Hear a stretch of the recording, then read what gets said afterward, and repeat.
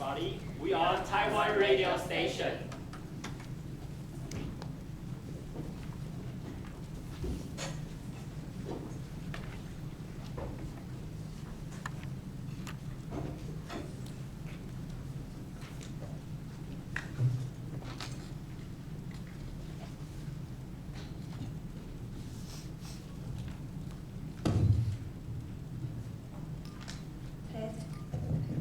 Test. Thanks. Test.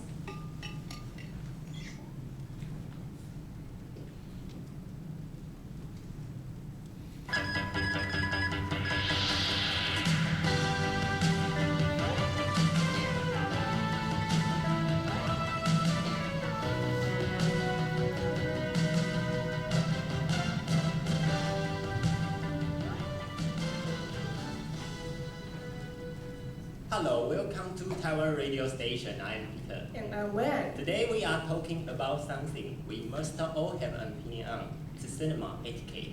In other words, what is the right way to behave when we go to see a film at the cinema? Yes, the cinema, the movies, or the multiplex. How we behave there is different from how we behave when we are watching a film at home. But some people seem to forget that. Don't we, Peter? Yes, some people treat the cinema like their own homes. They forget other people are sitting around them. When I go to see a film, all I want is a comfortable seat and to be able to see and hear the film. I don't want distractions. You mean people who disturb your enjoyment of the film by talking or moving about? People eating really annoys me. I had the rustle of sweet wrappers and the crackle of a crisp packet. It's messy too. And what's worse is people who turn an auditorium, a place where we all sit, into their own personal dining room.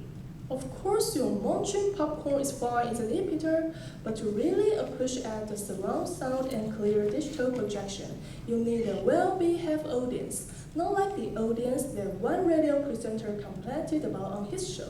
This was the ABC radio presenter Carol.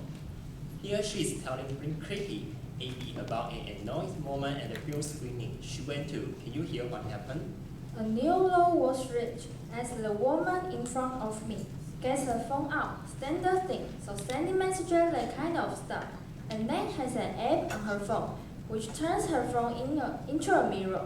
Okay, and then, with a colleague or member of family's touch app on their phone, proceeds to do her makeup during the movie.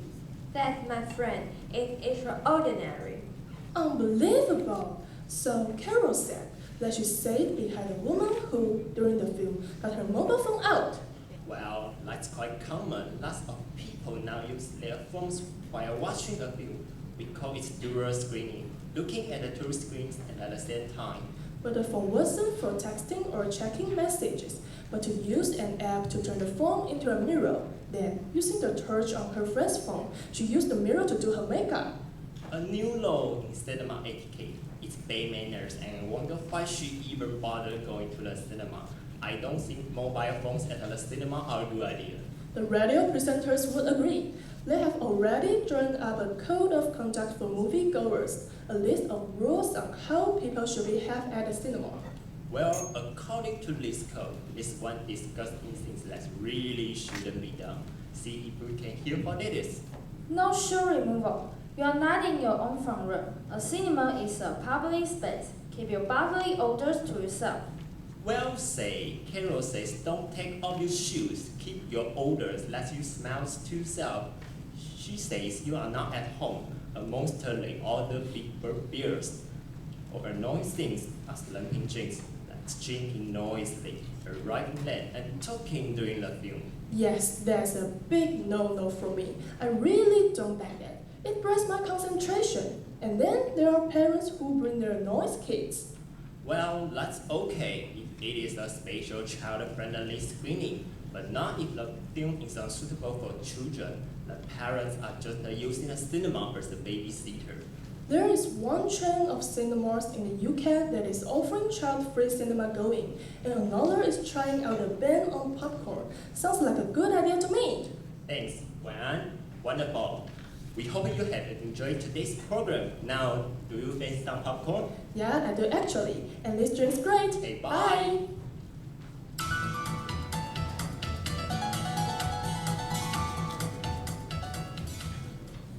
Now for business, I'm Vicky. Here's something really interesting for stock market investors watching their 401ks. There have been keen-sighted inflows into stock funds this year. In fact, it's been a tidal wave of cash into mutual funds and ETFs, exchange-traded funds. $277 billion worth, that's the most for 1 year since back in 2000. When $324 billion poured into funds, we have still got 2 months to go this year. So it shows you that investors believe in the rally and are putting their money where their mouth is. Okay, the other big story on investors' minds this morning is the Fed. Chairman Ben Bernanke and his team are wrapping up an important 2-day meeting today. No changes to the $85 billion amount in stimulus that's been helping keep interest rates low. So that's all for today's business.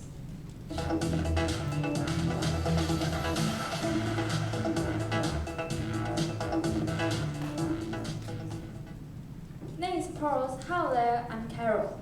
The Denver Nuggets face a big threat to their winning streak on Tuesday night. On schedule was a road game in one of the NBA's most inhospitable buildings, Oklahoma City Chesapeake Energy Arena.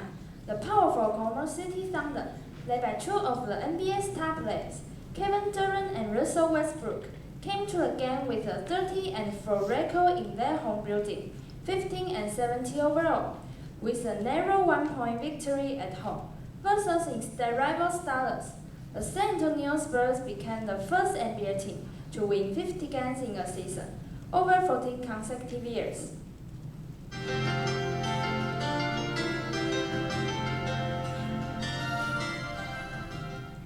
And now for the weather forecast. I'm Abby. Here the weather report in some major metropolitan areas. Beijing is cloudy. It's very cold, so wear warm clothes when you go out. The sun is shining brightly in Hong Kong. However, people are still going to find that it's relatively cool during the afternoon.